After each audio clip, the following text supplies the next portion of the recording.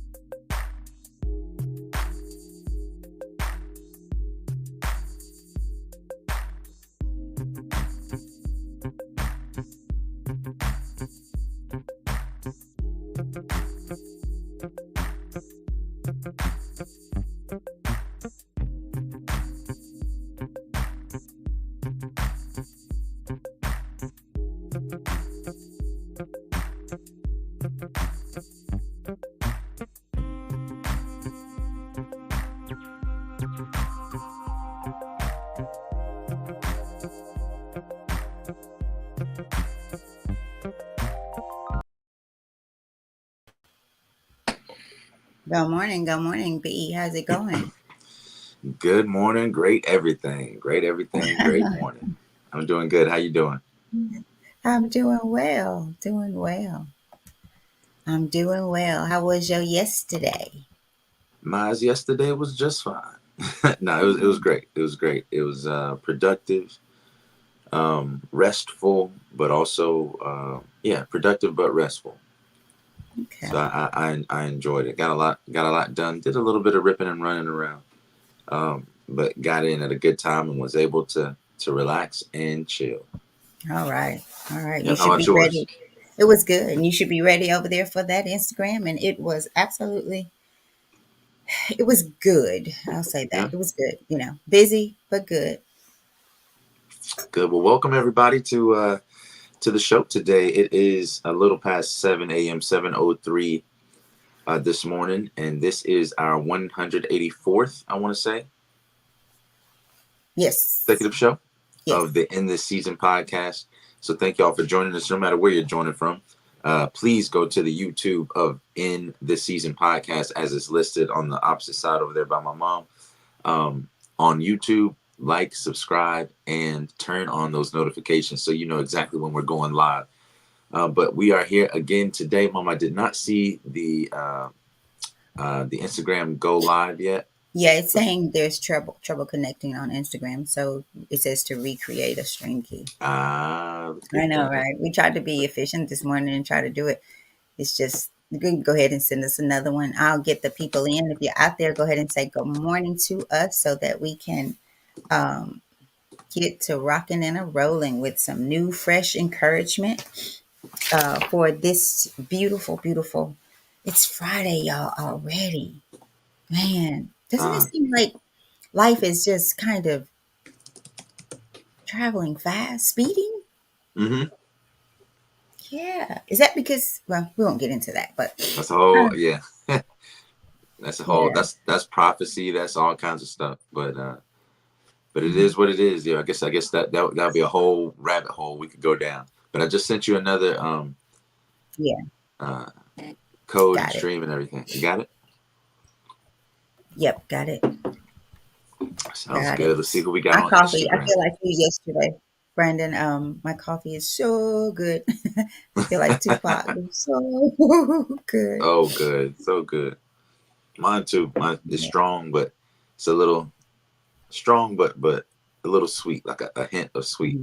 So I like that every now and then. But yeah, y'all, welcome.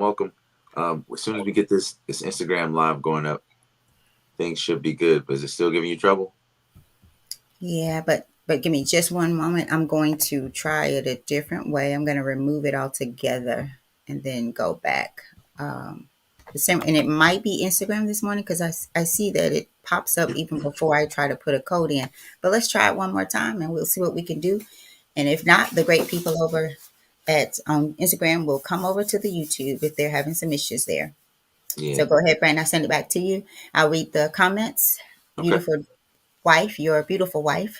And and the daughter in love says happy Friday. Thank you for rocking with us this morning.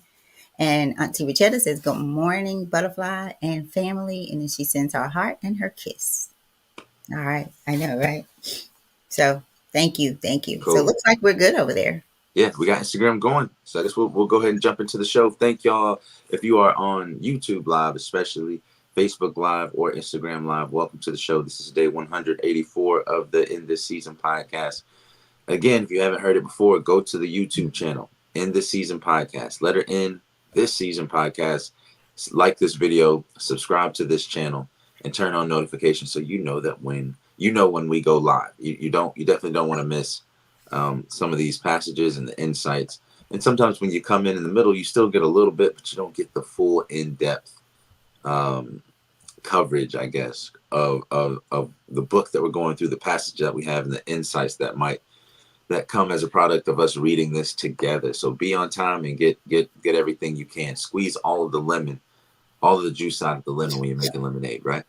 So if you don't know already,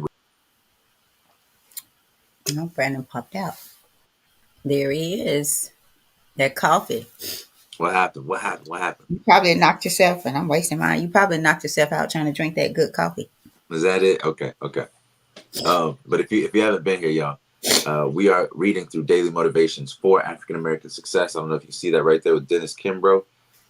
We started this in February we started in February and thought we were just going to do that month, right? But we have continued 160 something days, 150 something days beyond that for our 184th day of doing this podcast. So a little bit more about this book, why we chose this book, why we think it's such a great addition to your daily life.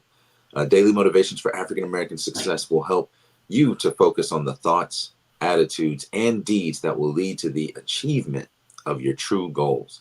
In 365 short, powerful motivations, one for each day of the year, Dennis Kimbro leads us to discover how to use the present moment and our own gifts to transcend labels, cultivate a positive attitude, become wise enough to know when to say yes and when to say no, and to look inward, not outward, but inward for answers to life's challenges.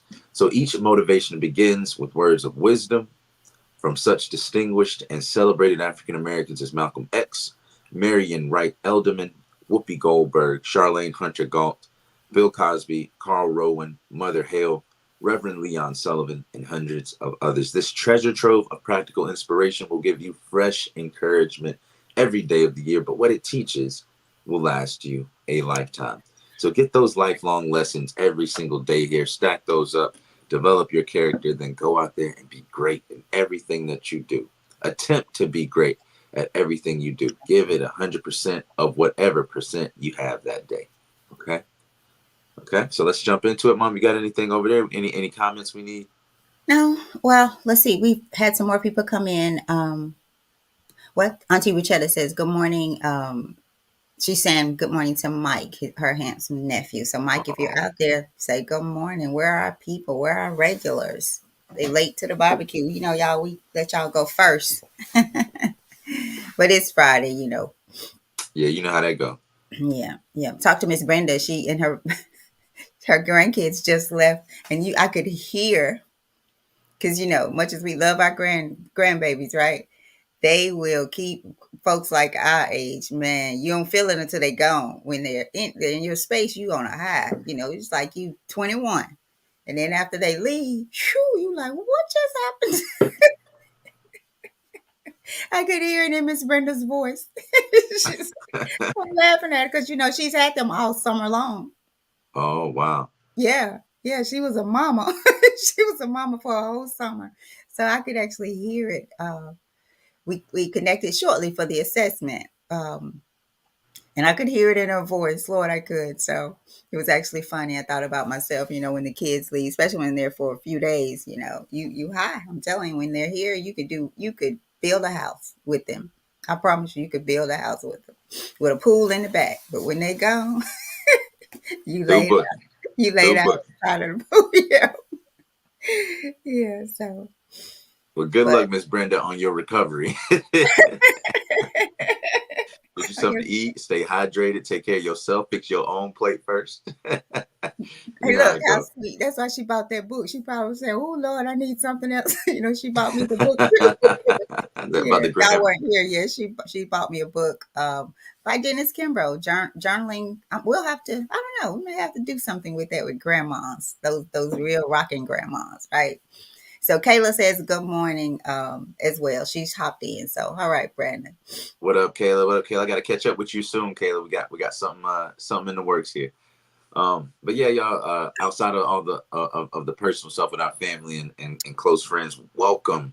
If you are new to the podcast, we appreciate you being here. If you aren't new to the podcast and you've been here for a long time, we greatly appreciate you and your commitment to the show. Thank you for allowing us to be a part of your morning routine, um, and may we all benefit from it. So let's jump right into it on today, August 2nd. Our title is Equal Opportunity.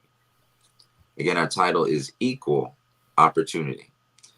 And Bea Richards, an actress, delivers us our quote today.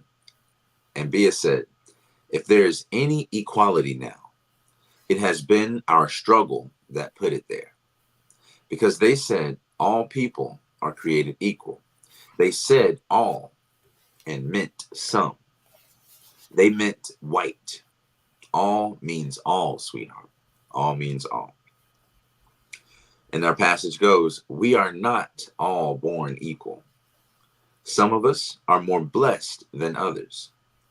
Some individuals are born with much more going for them: wealthy parents, a thriving and supportive community, and a nurturing environment. Yet some individuals who hail from the most backward, discouraging beginnings have grown into outstanding examples of achievement in spite of the odds. Attitude is the answer. Your attitude toward your potential is either the key to or the lock on the door of personal achievement. Some of the world's greatest men and women have risen above adversity. Force him to shine shoes, and you have a James Brown. Place her in a wheelchair, and you have a Barbara Jordan. Mm. Confine them to a prison cell, and they become a Malcolm X and a Nelson Mandela. Bury him in the frigid snows of the North Pole, and you have a Matthew Henson. Raise him in abject poverty, and he becomes a Booker T. Washington. Tear out his roots, and you have an Alex Haley. Blind him, and find a Stevie Wonder. Allow sexual and physical abuse to ravage their bodies, and they become Maya Angelou and Oprah Winfrey. Tell Mm. her that she's ugly, and she becomes a Cicely Tyson.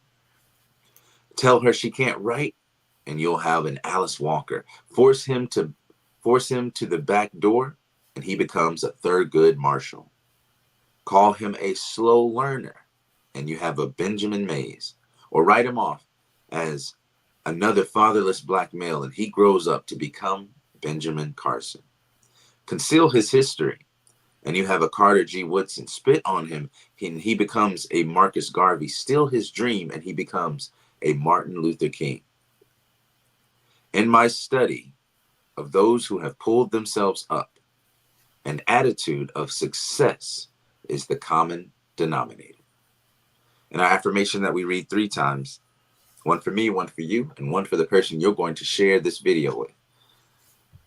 The affirmation says, "I can become great by developing an attitude of greatness." I can become great by developing an attitude of greatness. Mhm. Let's let that sink in one more time. I can become great. I can become great by developing an attitude of greatness. Over to you, Mom. What you got for me? I'm gonna start with 2 words, and then I'm gonna give it over to you because I got some stuff. I did read this last night, and enjoyed it so much. I did a little bit of research and have a few things that I'm going to give out towards the end. So I'm just going to give the information out, right? But my 2 words before I turn it over to Bonehead, because I heard what you said to Caleb. Like y'all got to get together, got some in the works. Don't take that pass by me. You know, it's kind of like the day I said on here that I had to call 911, and you sat over there like, okay, whatever. What happened? What you had to call 911 for? Y'all, he be trying to put something over on me, right? But anyway, my 2 words are to everybody on this platform and that will come. So what to your story, to your past, to what's holding you back? My 2 words were, so what? Over to you, Brandon. I got 6 words. So what you gonna do now?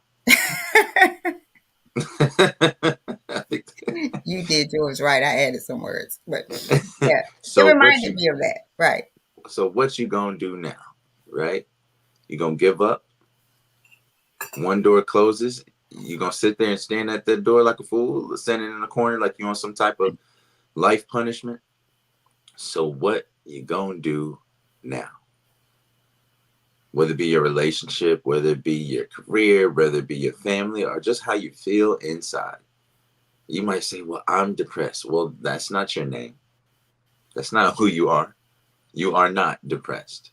You might feel depressed, but digest that emotion and let it pass through like the food that you eat and then excrete. Let that pass. Right? I think one of the things that I am continually learning, I will say, is to digest the emotions. Feel them for a moment. Let them be felt. Let it be expressed or funneled into something, and have a way in which you digest your experiences in your life and the things that happen to you, the things that you might see as a hindrance, a roadblock, right? If we properly digest these things, we eat solids, right? And then it comes out in its other ways. Our body uses it and pulls the nutrients that it needs from it. And then whatever we don't need, we let it pass through. I think the same exists, I'll say metaphysically. I won't say internally because the digestion happens internally, but metaphysically, where we might have something that has come to us or that we come to, right? That might be challenging, might be an adversity. But the way in which we process that adversity has more to do with the outcome than the adversity itself. I guarantee you, all of the adversity that the individuals that we read about inside of this passage, you could have switched their adversities, right? The person who was spit on could have been said that they would never be a writer, or the person that may have been assaulted in some kind of way could have likewise been the person who was thrown in jail. Maybe falsely accused or something like that. So no matter what the trauma is, no matter what the situation is, no matter what the hardship is or the adversity is, it's always an opportunity for the great among us. And we don't know who the great among us are until they first know it themselves, until they first realize that they have a value that is beyond their current situation.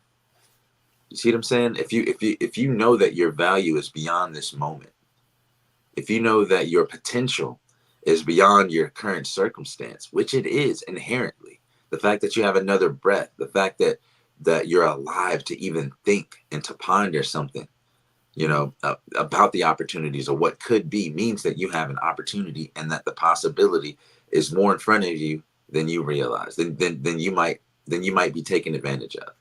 But once you realize that, you can do better. They say once you know better, you can do better. You have a responsibility almost to do better, right? Not almost. You do have a responsibility to do better, because if not, that same cycle of not digesting emotions will just fester, and then you will start to hold contempt and contempt for others, and resentment for maybe resentment for others and contempt for yourself, because you know better. And there might be a distance between what you know you can do, what you know you should do, in what you're doing now, despite your situation, despite not being born with a lot of money or this, that, and the other. People have done more with less. And if you look around the world, when you see the pyramids in Egypt or in Mexico, and you think, how did these people build these great structures, right? And of course, there was hardship, there was workers, there was types of servitude that we would find demeaning in some cases, and in other cases, they were built by the people who were devoted to those structures, right? But they had these, pre-modern tools. How did they cut the right angles? How did they sand the all the stones down to make them so smooth? Thousands of years ago. Thousands. I mean, the ones in Mexico, maybe hundreds, maybe thousands, but definitely the ones in Egypt, 7,000-8,000 years ago, right? And we got people that say, oh, well, I was born in the hood and can't pick up a drill, can't pick up a skill, because they haven't picked up the mentality. They haven't picked up the confidence to start anew, to start something that, or to learn something that can better them. The truly successful among us are the people who don't stop when something tries to stop them. Adversity is opportunity to the great. So when you see adversity or adversity befalls you, see it as an opportunity to prove yourself to yourself, not to anyone else. Don't you know that you'll be tested? Surely you will be tested. And if you weren't tested, then how great would your story be? What lessons could anyone else learn from your story, or from any story for that matter, if there is no test? If you're just born into being, great in any kind of thing, that's cool. Everyone loves the prodigies, but people love even more so, and can learn more so, in my opinion, from people who started from the bottom and climbed their way to the top, despite the adversity, despite whatever they were going through, despite the naysayers. See, some of you allow people to have more influence on your outcomes than you yourself. You let their words have more influence on your actions than your own thoughts. I'll say that again. Yeah. Don't allow other people's words to have more influence on your actions than your own thoughts, your own values, your own commitments. One more time, Brandon. One more time. Say it, please. So don't allow others' words. Don't allow people's words to have more of an influence on your actions than your own thoughts or your own decisions, your own thinking for yourself. Something I heard years ago that I've kept with me: no one else's head looks right or fits right on your shoulders. So why not think for yourself? If I put my head on my mother's shoulders, it wouldn't look right. My head too big for her little body. It does not fit right. So why would she do what I think she should do? Why? Now, take advice all you want. Take considerations all you want, but you make your decisions. Only you know every factor inside of your situation. Only you know every part of your circumstance. And most times when we seek advice, we know what we want to do and what we're going to do. But seek perspective. But at the end of the day, you are responsible for those decisions. You are responsible for those outcomes. And I will even go as far as to say that if you are an adult, you are responsible for the situation you are in currently, no matter what it is, no matter who you've blamed before. Your state of being is a product of you, more so than it is your situation. Because you can be in a bad circumstance according to onlookers, but your state of being could be heaven itself. Your state of being could be joy. Your state of being could be compassion. You know, you think about Dr. Martin Luther King, to be in a situation where they were being sprayed with hoses, death threats, and him still choosing this path of nonviolence and compassion, right? Better than me, you know, better than I could say. But by the end of his life, you know, to give credit and historical perspective, by the end of his life, uh, he still was dedicated to nonviolence, but he was not dedicated to pacifism, and he very much he just thought that there was no true utility in fighting the military might of America with people who didn't even have an army. He found it unpractical. Now, if there was power in those places, who knows? He might have thought different, but he just thought it was impractical to fight uh, for freedom in that regards against an oppressive government or an oppressive system that had firepower, that had all the guns and artillery and munitions. He thought that they could win the higher war of values and principles and righteousness and compassion, and appeal to the higher intellect of human beings, create a cognitive dissonance inside of inside of a nation who spoke to these values of all are created equal, right? So that you stated this, but there's a dissonance between your statements and your actions. And in creating that dissonance, things came out like the Civil Rights Act. Things came out like, you know, the desegregation and the breakdown of the Jim Crow era. You know, benefits, voting rights acts, things like that came down the pipeline in situations like that. Did he work on what was it the hearts that he was trying to change of people? Sure. But it really was a cognitive dissonance that people, the America was not standing on the business or the letter of what it was founded upon. So how can you be patriotic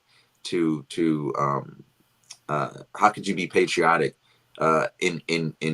in writing or literally and not in action? And by creating that dissonance, it almost embarrassed America around the world. And it was those pressures. It was those pressures and seeing the humanness and the dignity shown by an oppressed people who were willing to march holding hands and sing songs of peace, prosperity, freedom, you know, and some type of self-determination and enfranchisement and not disenfranchisement.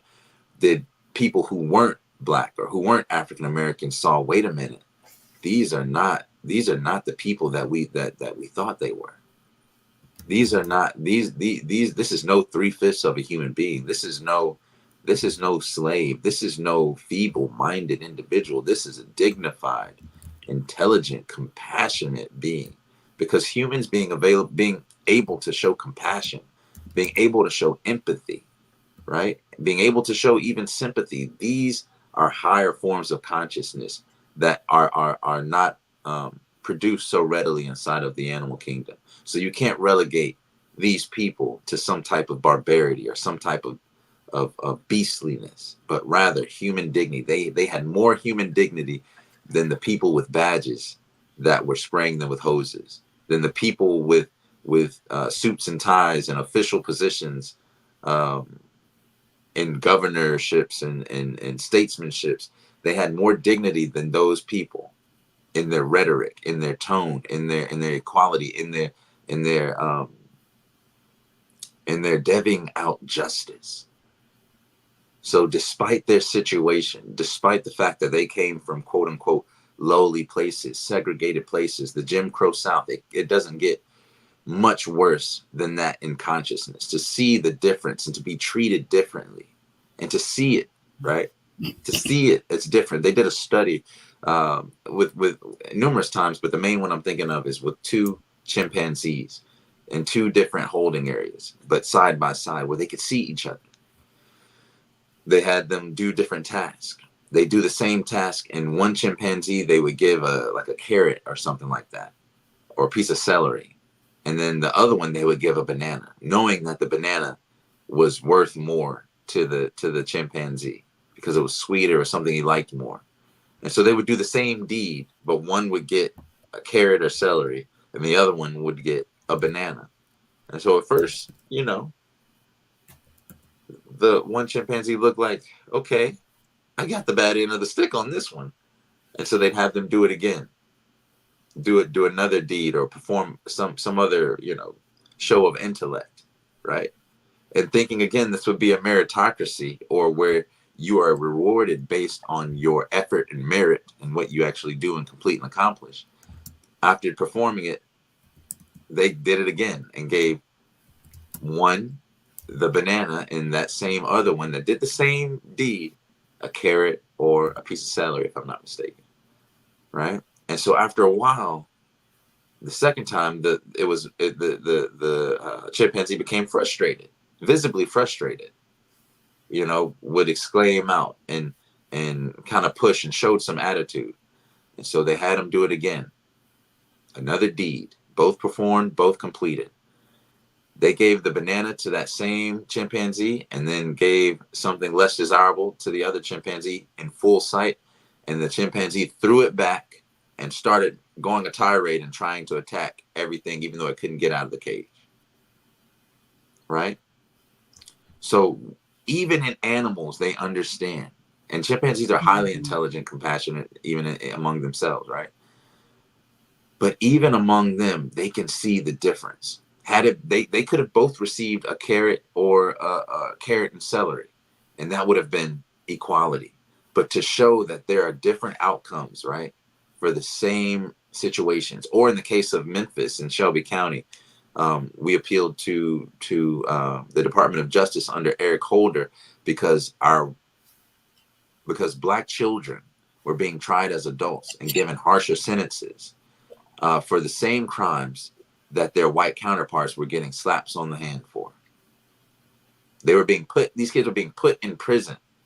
I worked with them for a while.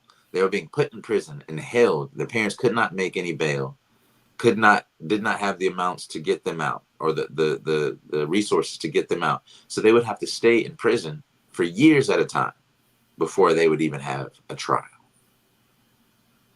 Whereas their white counterparts for the same crime would go home in a matter of days, right? Or receive lesser sentences. So there was both an economic side and there was also a judicial side of disparity. Now, what happens when you have mansions right next to the poverty-stricken areas? You have a lot of crime. Why? Because it is unjust. It's unjust to put people in these predicaments. It's unjust to have people do the same crime or the same deed of merit and have different rewards and punitive or punishments, basically, for the same crime. That will create some type of disdain, discontent, and eventually revolution, right? And also, I'll end with this. The value system. Like I said in the beginning, don't allow others' words to influence your actions more so than your own intellect. Nelson Mandela, I think I said this yesterday or the day before. Nelson Mandela was labeled in the United States of America as a terrorist. I'll say that again. Nelson Mandela at one point was labeled a terrorist. He was on the list of terrorists. And upon liberating South Africa with the same group that they called a terrorist group and him being the lead of it, now they hail him as a Nobel Peace Prize award winner. Now they hail him as this peaceful, compassionate man that was fighting for justice and for equal rights between the Native and Afrikaners peoples, or the Dutch that were down there, basically colonizing the Native people of South Africa and giving them an apartheid state, much like we see right now in between Israel and occupied Palestine, right? Same exact thing. So, like Malcolm X said, who was another man mentioned here, the news will have you loving the oppressor and hating the oppressed. Yes. So use your own intellect. Let's not allow them to detail to us what poverty is. Let them detail to us that we are supposed to be a statistic, or we are supposed to have this type of condition, or we are expected to have these types of outcomes, right? You know who is the most educated demographic in all of the United States of America? The most educated, Black women. Black women are the most educated demographic in America. Coincidentally, they are also the most single in America, but that's a whole nother story. But let's do something with that. Let's do something with that. Do something aggregately, not individually, but communally. We've lost that scope, right? We've lost that scope of communal commitment, right? It's all about I. But one thing that you notice about these individuals that were mentioned in this book, they gave and sacrificed a lot for more than just themselves. From Booker T. Washington to Malcolm X to Nelson Mandela to Thurgood Marshall, Benjamin Mays. There's so many people listed, right? Martin Luther King, that are listed here, who's, if they were just doing it for themselves, for selfish reasons, they might have stopped at the adversity. They might have stopped when it became uncomfortable, right? But maybe they are just showing us and exposing our own intentions. Maybe we're out here doing it just for ourselves. Maybe we're out here with selfish intentions, right? So when we hit adversity and we get a challenge to the opportunity that's before us, we fall to the wayside because really we were out there to feed our egos, right? Maybe not even feed our family, but feed our egos. You see what I'm saying? So we have to purify our own intentions and at the same time realize that we might not all be born into equal situations, but we have an unlimited potential to achieve our purpose. If God has put you on earth, you have a purpose. Our job is to find it. Our job is to commit to it. Our job is to glorify the dignity of a human being. Glorify God through being a dignified human being and caretaker of this earth, our families, and the responsibilities that we have. So that's all I have today, Mom. Before I get too long-winded, without your adversity, who would you You be? serious about this? And I'm like, okay. No, it's all good. It's all good. I, It's the coffee, I'm I telling want to you. It's bring the something coffee. into here. Go ahead, finish because I want to drop a few things and then we can jump off of here. Oh no, Bring the I was just saying attitude it's the into it. coffee. That's going to be my focus here. No, I was just saying it's the coffee. Okay, so I'm going to go back. That's all right. That's all right. So, you guys, let's pull a few things out of this passage today. Some individuals are born with much more going for them. I'm going to tell you, you are that individual. You are that individual. You were born with much more going for you than you think, right? Than you vision, than you see. The examples are given right here in this passage. How many people just they picked themselves up. They didn't let where they landed keep them down. Interesting enough, you guys, it's so interesting. This morning I woke up to a message from my manager, and her words were, the greatest glory in living lies not in never failing or falling, but in rising every time we fall. And that's a Nelson Mandela quote, right? And 100%. I thought, wow, I needed that this morning. Just because we're gonna feel like whatever, right? Sometimes we're gonna feel some kind of way. And she sent this out to all the managers, right? So it's good to just wake up to things like that, and then to come here and see his name is right here, right before us. So go back and listen to the part where Brandon reads about all these things that people went through. Tear out his roots and you have an Alex Haley. Blind him and find a Stevie Wonder. Allow sexual and physical abuse to ravage their bodies and they become Maya Angelou and Oprah Winfrey. They didn't allow what they went through, right, to determine who they would be. In fact, they used it as fuel, to move past it. And in that, they became great. And somewhere along the way, I just must believe that they had an attitude of gratitude, that they counted their blessings. They didn't see themselves as blind, Stevie Wonder. Maya Angelou, Oprah Winfrey didn't attach themselves to what happened to them. They made space to create in their life. Have you ever noticed how some people, it doesn't matter what happens, they are just unhappy, angry people, right? No matter what, they're going to be angry, right? So why? And then you have some people who are just seemingly always happy, or they look at the glass as half full, right? I'm going to read this. Unhappiness addiction occurs when, hear that, unhappiness addiction occurs when people have a deep rooted insecurity and feel they are undeserving of happiness, are more comfortable with sadness than any other state. So they unconsciously seek it out, feel guilty about past events, and choose to punish themselves for it. Did y'all hear that? Unhappiness addiction. Google it. If you feel like you just cannot break free and start to feel happy, that you turn everything into a thing, no matter what it is, you're going to find a way to make it not right. So I'm talking about attitude. Equal opportunity is for you. If you have, Brandon, you said the other day, your attitude will, what was it? Determine Attitude your changes your. altitude. Mm-hmm. Right. So think about that.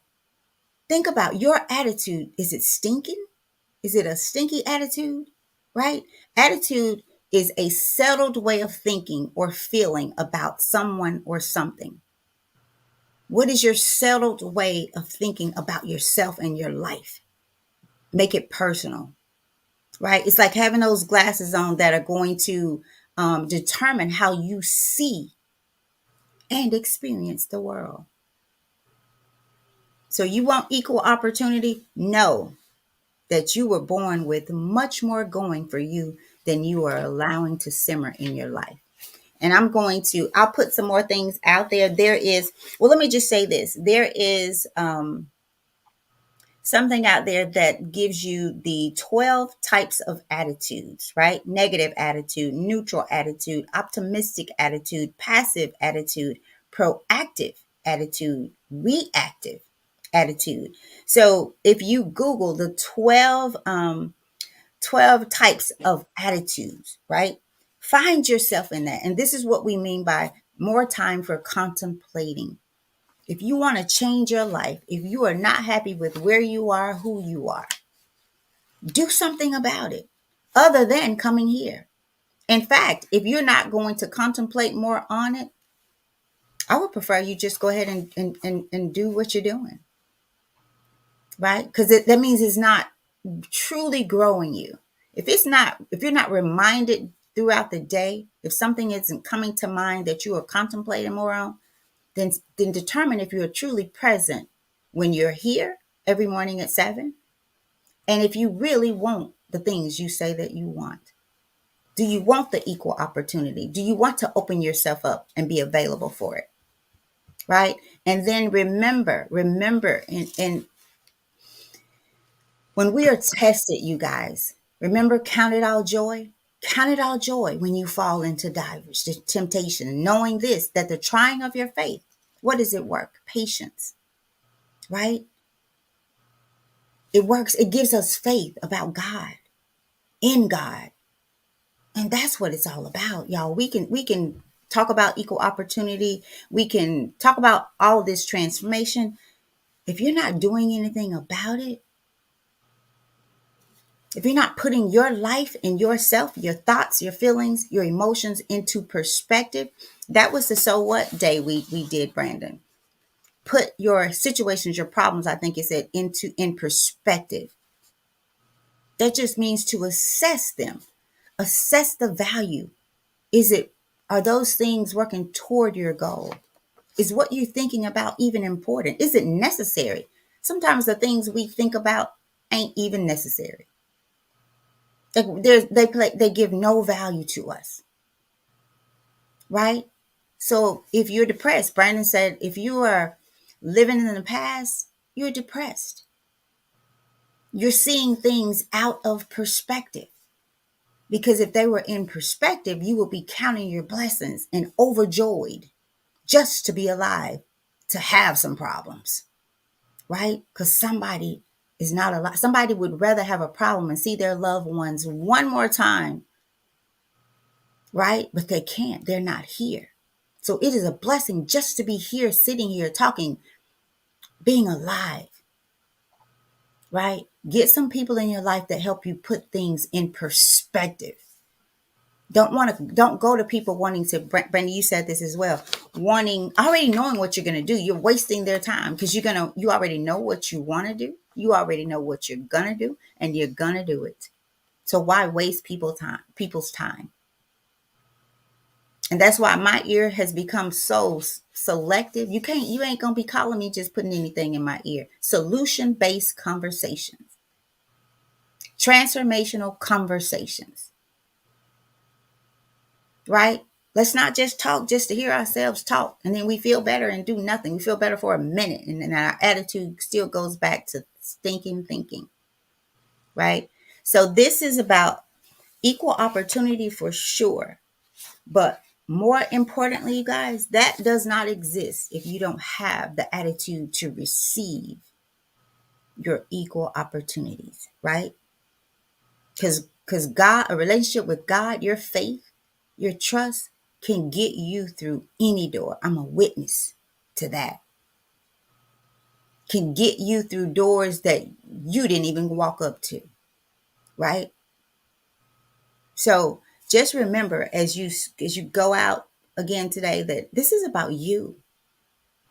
This is not about the person who was born, in a two-parent household, out in the country with land and da da da da da cars. It's not about those people. Why? Because it tells you right here. Name them: Booker T. Washington, Matthew Henson, Oprah Winfrey, Maya Angelou, Alice Walker, Thurgood Marshall. If you need a reminder to say so what to your problems, go back and listen to this if you don't have the book. If you got the book, reread this again. So Brandon, over to you as we work to close, unless you have something different to bring. We'll get ready to close out. Nope, I'm all good. I think we should end it here on this Friday and let people go out there, enjoy their day. Thank y'all for allowing us into your home, into your space, into your consciousness, and involve us on your morning routine. That's what we want this to do while you're getting ready to go handle your day. You're listening to something that's motivating, encouraging, and inspirational. So what better place than right here with us, right? So today's title was Equal Opportunity. And Bea Richards, the actress, said that if there's any equality now, it has been our struggle that put it there. Because they said all people are created equal. They said all and meant some.